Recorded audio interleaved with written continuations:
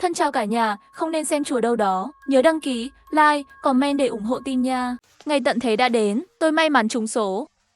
Mẹ chồng và chồng bỗng phát tác chứng thánh mẫu, nhất định phải mang theo hai mẹ con nhà hàng Đến xóm. nơi, Tôi nộp tài liệu, chỉ viết tên con gái thôi. Họ vội vàng nói là đi cùng nhau. Tôi nhìn cậu bé phía sau chồng tôi trông rất giống anh ta. Lắc đầu, tôi không biết họ. Nhiệt độ toàn cầu thay đổi. Khi tầng ozone biến mất, thiên thạch còn 9 ngày. 14 giờ 23 phút 11 giây để phá vỡ bầu khí cơ nguy. Xin hãy nhanh chóng lập danh sách. Tôi nhìn chằm chằm vào màn hình rất lâu mới tỉnh táo lại. Tôi được tái sinh rồi. Sau khi bị tra tấn đến chết, tôi quay lại ngày tôi nhận được thông báo tị nạn. Đời trước tôi may mắn rút được chỗ trú ẩn. Có thể cùng tối đa 3 người thân đến nơi trú ẩn. Kết quả khi thương lượng, không may là bị người hàng xóm đến thăm phủ nhã nghe thấy. Xin chúng tôi đưa cô ta và con trai đi cùng. Trên đường tôi và Trương Trì cãi nhau không ngừng. Tôi cảm thấy đến nơi rồi tính sau, không có danh sách quá tàn nhẫn. Tốt hơn là nói với phủ nhã sớm hơn. Hắn lại luôn nói đến lúc đó nói lại. Sau đó Trương Trì dùng hết biện pháp, yêu cầu tôi giao mật khẩu nơi tị nạn. Tôi mới biết họ mới là một gia đình. Mẹ bị sao vậy? Cơ thể nhỏ bé mềm mại lao tới. Tôi cảm nhận được sinh mạng trong vòng tay mình. Mắt liền đỏ hoe. Đời trước, họ cố ép tôi nói mật mã nơi tị nạn. Trước mặt tôi, tàn nhẫn chặt đứt một cánh tay của con gái. Tôi cắn chặt răng hàm sau, chống lại sự thôi thúc phải chém chết Trương Trì ngay lập tức. Trinh Trinh, bảo bối của mẹ, ngoan. Giọng tôi hơi nghẹn ngào. Trinh Trinh không rõ nê, giơ tay lên sờ mặt tôi, mẹ đừng khóc. Mẹ không khóc, mẹ chỉ là nhìn thấy Trinh Trinh nên rất vui mà thôi. Dỗ con gái một chút, tôi nhanh chóng bắt đầu chuẩn bị. Không thể lập tức cãi nhau với Trương Chi. Dưới ngày tận thế, cái ác được phóng đại vô hạn. Chỉ có thể ổn định họ trước. Con gái tôi và tôi mới có thể an toàn đến nơi trú ẩn. Đầu tiên đến thành phố điện tử Lầu Không. Lấy điện thoại di động, thay tạm thời thẻ. Sau đó đổi tên thẻ tạm thời thành trung tâm tị nạn. Sau đó sao chép tin nhắn tị nạn tôi nhận được. Thay đổi một số thông tin quan trọng, gửi lại cho mình. Loại tin nhắn này căn bản không thể xác minh thật giả. Cho nên tôi không sợ bị Trương Chỉ phát hiện. Sau khi về nhà, tôi vào nhà vệ sinh rửa mặt. Vừa đi ra ngoài một chuyến, lại bị bỏng bởi tia cực tím. Khuôn mặt lão hóa rất nhiều. Để không cho họ nhìn thấy sự khác biệt của tôi lấy ra bộ sưu tập bí mật. Máy làm đẹp ánh sáng Collagen nhanh chóng sơ cứu. Ít nhất khi sắp vào nơi trú ẩn. May mà tình cờ phát ha, ánh sáng Collagen này có thể kích hoạt Clark. Hấp thụ melanin. Chỉ sau vài động tác, mặt trẻ hóa ngay lập tức. Cảm giác ánh sáng nước này, căn phòng tối đều sáng hơn. Tôi ngồi trước gương luyện biểu cảm và giọng điệu rất lâu. Mới gọi cho Trương Trì. Chồng, anh đang ở đâu? Còn đâu nữa? Ở công ty chứ còn gì nữa. Sắp chết rồi. Trương Trì còn cả ngày chạy đến công ty. Trước đây tôi không hiểu. Hắn nói là muốn tìm cơ hội đến nơi trú ẩn. Sau đó phủ nhà nói với tôi trước khi tôi chết. Trương Trì và mẹ chồng Lý Vãn Hà sau khi ngày tận thế đế thường xuyên ở bên mẹ con bọn họ. Họ nghĩ rằng nếu họ sắp chết, gia đình nên ở bên nhau hơn. Vì sao không lập tức vứt bỏ tôi? Là bởi vì tôi có mối quan hệ tốt. Trong trường hợp tôi tìm được đường đến nơi trú ẩn, lại không đáng lỗ. Chồng, tôi nói với anh một chuyện. Đừng kích động. Đừng để người khác nhìn ra, hàm ý quá rõ ràng. Cô lấy được danh sách rồi. Nhỏ giọng thôi, mấy người được vào? Tổng cộng 6 người. 6 người, nhiều như vậy. Ông xã, nghe tôi này. Mặc dù thêm 2 người nữa, nhưng chúng ta cũng không thể để người khác biết, chắc chắn rồi. Ý tôi là, nhà tôi và nhà anh cũng không còn người thân nữa. Nếu không gọi chị Phù ở lầu trên, gọi em ấy làm gì? Trương Trì rất cẩn thận. Danh sách này bán cũng phải rất nhiều tiền phải không? Đã đến lúc này rồi, tiền có ích gì? Tôi thấy chị Phù rất tốt với mẹ chúng ta. Hơn nữa cô ta một mình nuôi con không dễ dàng. Bên kia điện thoại im lặng một lát. Trương Trì có lẽ cảm thấy mình giấu rất tốt. Tưởng tôi không thể phát hiện ra gì cả. Thế là nói được, bị lừa rồi. Vậy bây giờ tôi sẽ lên lầu nói với chị Phù. Đừng. Chuyện này hay là đợi buổi tối cùng mẹ thương lượng một chút rồi mới nói. Tôi chỉ dọa anh ta chút thôi, không thực sự lên đó. Được rồi, trước tiên xem bên mẹ có ai muốn mang theo không. Trương Trì và mẹ anh ta lần lượt trở về. Kiểm tra với tôi ngay lập tức. Tôi nhìn Trương Trì nhân cách như chó. Nhớ lại hình dáng hung dữ khi anh ta cầm dao chém con gái mình. Tôi buộc mình phải bình tĩnh lại. Họ thúc giục, bảo tôi nhanh chóng cho họ xem tin tức tị nạn. Tôi đã cho họ xem tin giả, cùng với mã tị nạn. Không hề che giấu, hai mẹ con nhìn nhau. Trong mắt có những cảm xúc phức tạp. Kiếp trước, khi tôi cho họ xem tin nhắn tị nạn, họ cũng vậy. Rõ ràng là mặc dù có 6 vị trí, đảm bảo rằng tất cả chúng ta có thể vào nơi trú ẩn, họ cũng sẽ không để tôi đi. Dù sao Trương Trì sau khi lộ nguyên hình đã nói cho tôi biết hắn luôn tiếp cận tôi vì tiền. Nhưng tôi đã có chuẩn bị, trong thông báo tị nạn, tôi còn viết là phải đích thân người nhận phải có mặt. Nếu không mật khẩu không hợp lệ, cho nên cho dù Trương Chỉ muốn mạng của tôi, chỉ có thể dựa vào tôi sau khi vào nơi trú ẩn. Vậy tôi sẽ lên nói với Phủ Nhã. Không phải nói muốn thương lượng với mẹ sao? Tôi đã nói với mẹ qua điện thoại. Bà ấy nói có. Được rồi, anh đi tìm chị Phù. Tôi và mẹ ở nhà thu dọn đồ đạc. Tôi cũng đi qua đấy. Cô ấy một mình chăm sóc con cái không tiện. Tôi giúp cô ấy thu dọn đồ đạc. Trong lòng tôi chế nhạo. Tôi một mình mang theo con cái là tiện rồi. Nhưng mở miệng lại nói, được thôi. Hắn không muốn đóng gói đồ đạc, vậy thì không mang theo là được rồi. Dù sao thì sớm muộn gì cũng chết. Ngày tận thế đến rồi, tôi may mắn trúng được chỗ trú ẩn. Mẹ chồng và chồng phát tác chứng thánh mẫu. Nhất định phải mang theo hai mẹ con hàng xóm. Đến nơi, tôi gửi thông ti. Chỉ viết tên con gái thôi. Hai người đến nửa đêm mới từ nhà hàng xóm Phú Nhã trở về. Tôi nghe thấy tiếng động, nắm vai đi ra ngoài. Vợ, vai cô sao thế? Vừa rồi đóng gói đồ đạc bị lệch một chút, vốn còn muốn đổi xe với anh trên đường đi. Xem ra không được rồi, kiếp trước mới xuất phát không lâu. Trương Chỉ không cẩn thận bị lệch cổ tay, hàng trăm game phía sau đều là tôi lái xe. Lần này tôi sẽ làm trước. Sao lại bất cẩn như vậy? Trương Chỉ cau mày, lái xe vất vả. Rõ ràng họ đã thương lượng rồi, làm thế nào để đặt công việc khó khăn này lên đầu tôi? Đáng tiếc là họ không thể làm theo ý muốn của mình, sợ bị người khác biết chúng tôi có chỗ trú ẩn. Nói là sáng sớm xuất phát. Tôi đợi ở bãi đỗ xe rất lâu, nhưng không thấy mẹ con Phủ Nhã. Đời trước là như vậy, mọi người đang rất gấp. Sợ bị người dậy sớm phát hiện, không đi được. Trương Trì và Lý Vãn Hà bảo tôi lên gọi người. Khi Phủ Nhã và Trương Thần An xuống, nhưng lại nói cậu bé đang phát triển cơ thể. Ngủ nhiều cũng không sao. Chỉ có tôi là không hài lòng vì họ đến muộn. Trương Thần An cũng như bà nội của nó, xấu tính vô cùng. Trên đường tìm tôi phiền phức không nói, còn lợi dụng tôi lái xe bắt nạt con gái tôi. Cho nên lần này ai thích gọi bọn họ thì tự mà đi. Tôi không đi. Dù sao, kinh nghiệm kiếp trước cho tôi biết sẽ không ai nghĩ đến lúc này rồi sẽ có người được cấp chỗ tị nạn. Tiểu Mặc, nếu không cô đi lên gọi đi. Mẹ, An An đang lớn, cứ để nó ngủ thêm đi. Chúng ta chờ là được rồi. Không đợi được, cô cứ đi gọi họ đi. Tôi không hề lay chuyển, để trẻ nhà người ta ngủ nhiều hơn đi. Lý Vãn Hà thấy vậy chỉ có thể tự mình đi lên. Nửa tiếng sau, hai mẹ con theo bà ta xuống. Trương Thần An rõ ràng là không ngủ đủ giấc, mặt khó chịu cầm điện thoại đi sau cùng. Trương Chỉ qua đón An An. Tại sao con lại đổi điện thoại mới? Tiêu tiền bừa bãi. Phù Nhã liền giải vây, cái này không đắt. Trước đây điện thoại của An An quay video hơi mờ. Em đổi một cái mới. Vậy cái cũ đâu? Đưa cho bên chuyển rồi. Em phát hiện gần đây chuyển hợp tác với Quốc Bổ, đã phát hành trợ cấp tài chế lớn. Điện thoại di động cũ của em cũng luôn muốn bán, lại lời xử lý. Chỉ cần hẹn quay lại nhà để tái chế. Không ngờ iPhone 14 vờ dầu mắc của em còn bán được hơn 4.400 tệ. Hơn nữa chuyển ngay cả túi Envy, hàng xa xỉ như đồng hồ đeo tay đều có thể tái chế. Tóm lại, tái chế đồ cũ em khuyên nên dùng bên chuyển trang. Tôi ngắt lời họ. Tôi còn nói, An An đang phát triển thân thể. Các người có thời gian nói chuyện phiếm này, không bằng để nó ngủ nhiều hơn. Trương Thần An càng thêm bất mãn nhìn bọn họ một cái. Nói xong tôi liền yên lặng lên xe ngồi ở hàng cuối cùng. Trình Trình ngoan ngoãn ngủ ở đó. Tiểu Mạc, cô ôm Trình Trình ngồi phía trước đi, để An An ngủ tiếp ở phía sau. Lý Vãn Hà nhìn thấy cháu trai không vui, muốn cố gắng khắc phục. Phù Nhã thì giả tạo nói là không cần. Tôi trực tiếp nhắm mắt nghỉ ngơi. Trương Thần An thấy thế sắc mặt càng thêm xấu, cô nhanh lên đi. Không cần nữa, phiền chết đi được. Phù Nhã quen thuộc ngồi ở ghế phụ. Cuối cùng còn hỏi tôi một câu, Tiểu Mặc, ngồi đây, cô không phiền chứ? Cô ta cười như không cười, khuôn mặt đầy sự khinh thường. Thấy tôi nhắm mắt không để ý đến cô ta, lại cảm thấy không vui. Xe chạy hết cỡ. Không lâu sau, tôi lại thấy đường cao tốc bị kẹt. Chiếc xe buýt nhỏ bị bỏ rơi nằm giữa đường. Phía trước có 5-6 chiếc vì va chạm dữ dội, xe gần như bị hỏng. Chúng tôi không qua được. Tình huống bất ngờ trên đường Sinh Tồ, để cảm xúc sợ hãi nhanh chóng lan rộng trong xe. Trương Thần An trực tiếp phản nàn. Đầu các người đấy phân à? Không biết tình trạng đường thì chạy ra ngoài. Kiếp trước là tôi lái xe, mắng là tôi. Ai có thể biết đường bị chặn? Nói chuyện đàng hoàng cho ông đây. Đây là lần đầu tiên xảy ra xung đột giữa cha và con. Trong ấn tượng cho dù là kiếp trước có khó khăn trên đường, Trương Thần An mất bình tĩnh. Trương Chỉ thậm chí còn không nhăn mày. Nhưng trên đường Sinh Tồ, trong lòng tràn đầy hy vọng bỗng nhiên gặp phải tai nạn như vậy là ai đều không chấp nhận được. Đặc biệt là Trương Chỉ còn phải lái xe, áp lực tăng gấp đôi. Đời trước là tôi chịu áp lực như vậy. Lần này đến lượt Trương chỉ thấy Trương Trần An sửng sốt một lát, giọng điệu còn dữ hơn Trương Chỉ. Ông đây không đấy? Được rồi, Trương Chỉ, con nói ít đi vài câu. Phủ Nhà cũng không hài lòng khi Trương Chỉ hét vào mặt con trai mình. Anh tự đi nhầm đường rồi, tại sao lại trách An An? Trương Chỉ bực rồi, anh ta tức giận xuống xe. Mở cửa xe ra. Ông là cái thứ gì chứ? Tại sao tôi phải nghe lời ông?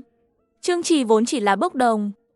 Bây giờ vì sự khiêu khích của con trai, hoàn toàn bị tức giận chi phối. Hắn nắm lấy cổ áo của Trương Thần An, dùng bạo lực để giáo huấn cậu ta. Trương Thần An trực tiếp đạp một chân. Trương Trì bị đánh, nhưng tay không buông lỏng. Lý Vãn Hà vội vàng khuyên ca. Trương Thần An mơ hồ nhìn thấy bóng người, vẫy tay vô thức. Lý Vãn Hà không đứng vững, bị nó đẩy ngã. Tôi ôm Trình Trình sợ hãi thức dậy, giả vờ quan tâm. Mẹ, sao thế? Lý Vãn Hà muốn ngồi dậy. Đột nhiên sắc mặt trắng bệch, anh hét lên, thấy cánh tay phải của bà ta uốn cong ở một góc rõ ràng, sợ là gãy xương rồi. Tôi vỗ tay con gái, bởi vì phấn khích mà run rẩy. Trong kế hoạch của tôi, Lý Vãn Hà là người đầu tiên phải chết. Nhưng bây giờ có vẻ, thậm chí không cần phải làm bất cứ điều gì, bà ta sắp chết. Phía sau có một đoạn đường cần tay chân để bò qua. Bà ta như vậy chắc chắn là không qua được. Cứ ơi, anh rất lâu. Trương Trì mới phát hiện có gì đó không ổn. Sao thế? Trương Trì, chắc là mẹ bị gãy xương rồi. Đưa mẹ đến bệnh viện nhanh đi. Trương Trì im lặng. Con đứng đó làm gì? Nhanh lên, trách tôi trước đây quá hiếu thảo. Khiến Lý Vãn Hà và con trai cùng một ảo tưởng hiếu thảo. Con trai, mẹ không chịu nổi nữa. Trương Trì vẫn không động lòng. Anh ta cau mày không hài lòng với sự thiếu hiểu biết của mẹ mình. Tôi giả vờ khuyên, chồng. Con đứng đó làm gì? Đưa mẹ đến bệnh viện đi. Không được. Tận thế đang đến, tôi may mắn trúng danh sách lánh nạn. Mẹ chồng và chồng phát tác chứng thánh mẫu. Nhất định phải mang theo hai mẹ con hàng xóm. Đến nơi, tôi gửi thông ti. Chỉ viết tên con gái thôi. Họ vội vàng nói là cùng nhau đến. Tôi nhìn cậu bé phía sau chồng tôi, trông rất giống anh ta. Lắc đầu. Lý Vãn Hà khó tin nhìn Phủ Nhã. Hay lắm, Phủ Nhã. Đồ vô lương tâm. Uổng công tôi thường đối xử tốt với cô như vậy. Nói xong Lý Vãn Hà khóc lóc. Phủ Nhã không để ý đến bà ta, cuối cùng cũng không đến bệnh viện. Trương Trì đi theo hướng dẫn lên đường quốc lộ cách đó không xa. Lý Vãn Hà tự biết không thể thay đổi được gì. Không khóc lóc nữa rồi trật tự. Tôi nhìn dáng vẻ bà ta đau khổ khiến tôi vô cùng sung sướng. Đột nhiên phanh gấp. Lý Vãn Hà không thắt dây an toàn, theo quán tính lao về phía trước. Bà ta vô thức dùng tay chống đỡ, sau đó là tiếng hét lớn. Khó khăn lắm tôi mới dỗ Trình Trình ngủ lại bị dọa tỉnh. Ánh mắt bất an nhìn về phía tôi, rồi lại yên tâm. Mắt tôi rơi vào vai nhỏ của con bé, nghĩ rằng còn chưa đủ. Nỗi đau mà Lý Vãn Hà phải chịu đựng không bằng là 1/10.000 của tôi và con gái tôi trong kiếp trước. Trương Trì điếc tai trước tiếng hét của mẹ mình. Hắn không nói một lời, xuống xe. Phủ Nhã ở ghế phụ cũng theo ngay theo phía sau. Trương Thần An chê bà ta phiền vô cùng, cũng đóng cửa xuống xe. Tôi đeo tai nghe chuyện cho Trình Trình. Từ từ mở miệng, hối hận không? Cô nói cái gì? Đối xử với Phủ Nhã và Trương Thần An tốt như vậy, bà có hối hận không? Bà xem bà cũng bị gãy tay rồi, họ thậm chí còn không hỏi han bà, làm vợ cũng không quan tâm tôi. Sao lại nói người ta là con trai bà không cho? Con trai bà cũng không quan tâm đến bà, bọn họ chắc đều chê bà là gánh nặng. Lý Vãn Hà biểu hiện không biết phải nói gì. Bà ta biết tôi nói đều đúng. Tranh thủ thời gian bà ta ngơ ngác, tôi bế đứa bé xuống xe rồi. Trước mắt cho chúng tôi, con đường duy nhất còn lại đến nơi trú ẩn. Nhưng nó bị phá hoại. Đến nơi chôn cất Lý Vãn Hà rồi. Trương Trì đi đến bên cạnh tôi nói, chỉ có thể đi bộ qua. Ý tôi là để Phủ Nhã tìm đường trước. Cô ấy là nữ, nhẹ cân. Kiếp trước Trương Trì chọn tôi. Tôi lúc đó rất sợ, không dám đi qua. Hắn cướp đi Trình Trình, đe dọa tôi không đi tìm đường, sẽ ném đứa bé khỏi cầu. Nhưng lần này, bởi vì tôi đã thay đổi thông báo tị nạn, trở thành người mà Trương Trì muốn bảo vệ, còn người bị bỏ rơi lại trở thành Phủ Nhã. Đời trước dùng Trình Trình để ép tôi tìm đường, đó là ý tưởng của Phủ Nhã. Rõ ràng là Trương Trì tiếp cận tôi vì tiền. Cô ta lại ghét tôi đến tận xương tủy. Như thể tôi đã cướp mất Trương Trì. Lần này đổi thành tôi xem kịch. Nhận được sự đồng ý của tôi, Trương Trì bảo tôi đi nói. Tôi vui vẻ làm người xấu, đi đến bên cạnh Phủ Nhã và đi thẳng vào vấn đề. Trương Trì bảo cô đi tìm đường. Cô ta nhìn tôi như một kẻ ngốc. Trương Trì nói, làm sao có thể? Nói xong cô ta lớn tiếng nói với Trương Trì, cô ta bảo tôi đi tìm đường. Trương Trì không ngờ tôi lại bán đứng anh ta, vẻ mặt do dự. Nhưng chuyện đã đến nước này rồi, hắn cũng không cần phải giấu giếm. Vậy thì đi đi. Anh nói gì? Tôi nói, vậy thì em mau chóng đi tìm đường đi. Anh điên à? Anh có biết là sẽ có người chết không? Đó là lý do tại sao tôi muốn cô đi tìm đường. Phủ Nhã cuối cùng cũng hiểu được Trương Trì nghiêm túc.